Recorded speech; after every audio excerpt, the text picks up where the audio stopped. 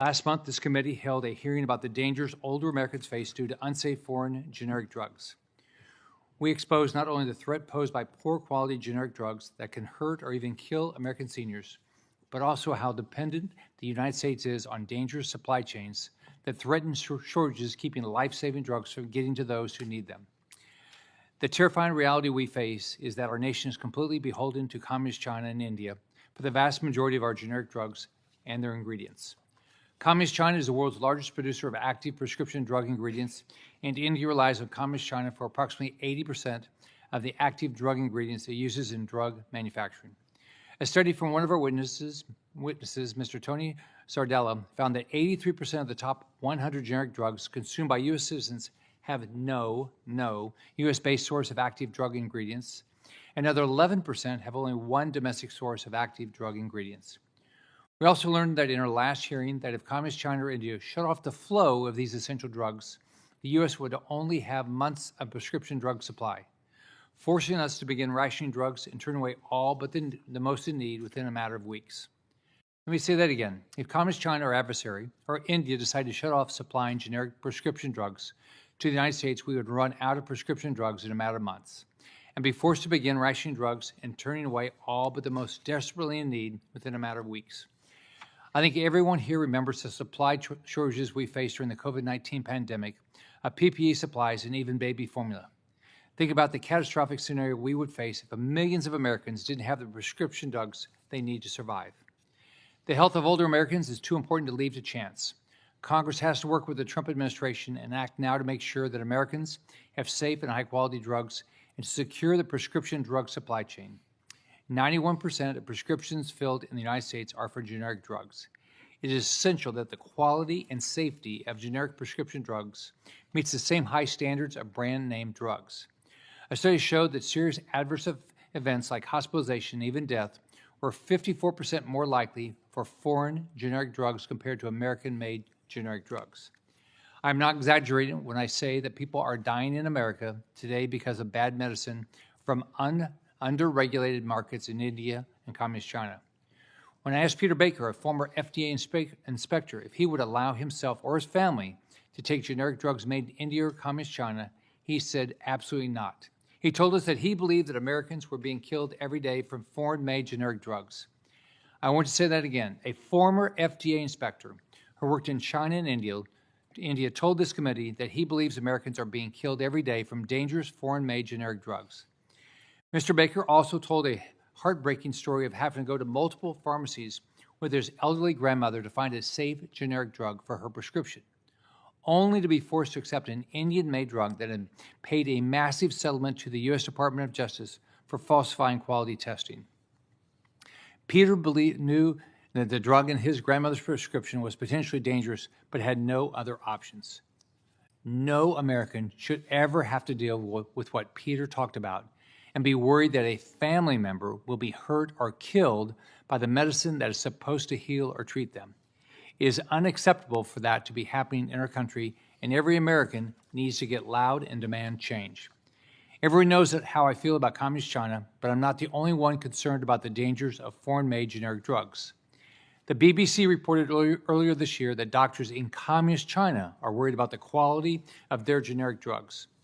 One doctor said that antibiotics coming out almost entirely from Communist China were causing allergies and elevated blood pressure.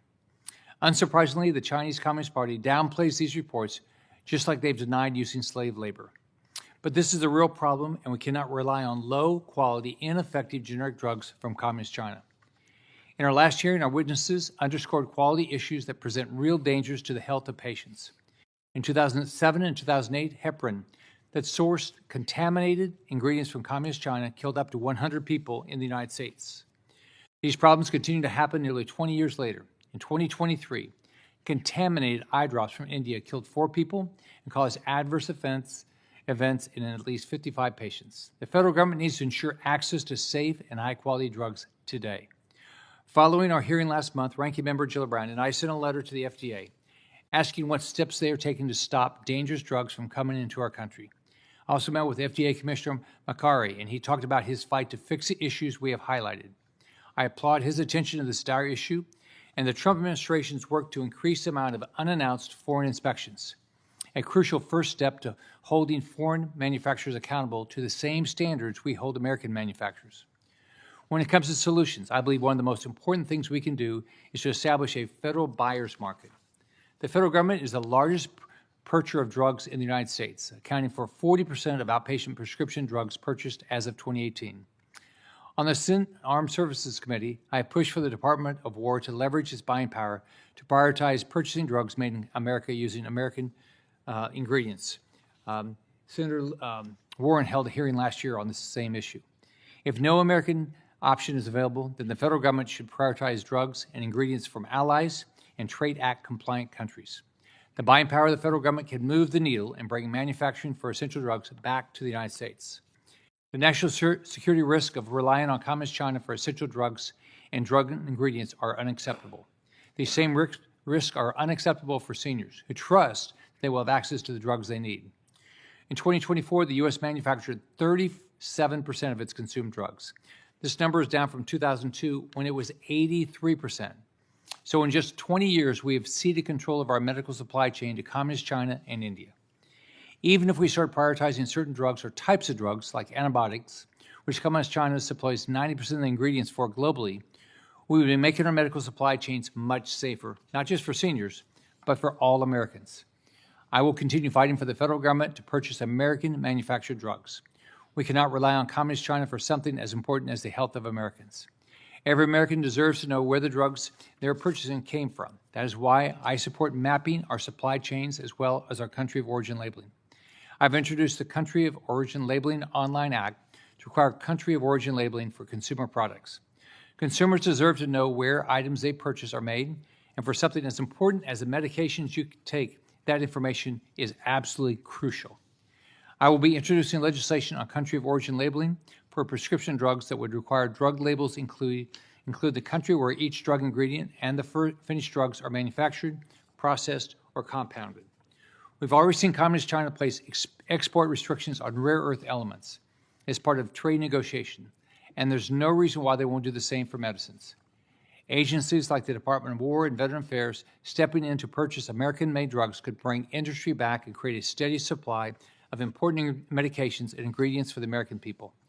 Other steps like the Department of Commerce Section 232 investigation could level the playing field for American manufacturers. Section 232 tariffs are for goods that impact our national security, and I can't think of anything more crucial to the health of our seniors than generic drugs. On Friday, I sent a letter to Secretary Lutnick and U.S. Trade Representative Greer encouraging them to immediately place Section 232 tariffs on generic drugs. This is a national security and a public health issue for seniors and all Americans. I look forward to this discussion with our witnesses on how we can make sure Americans never have to worry about missing a dose of their medication or the quality of drugs in their medicine cabinet. Now I'd like to turn it over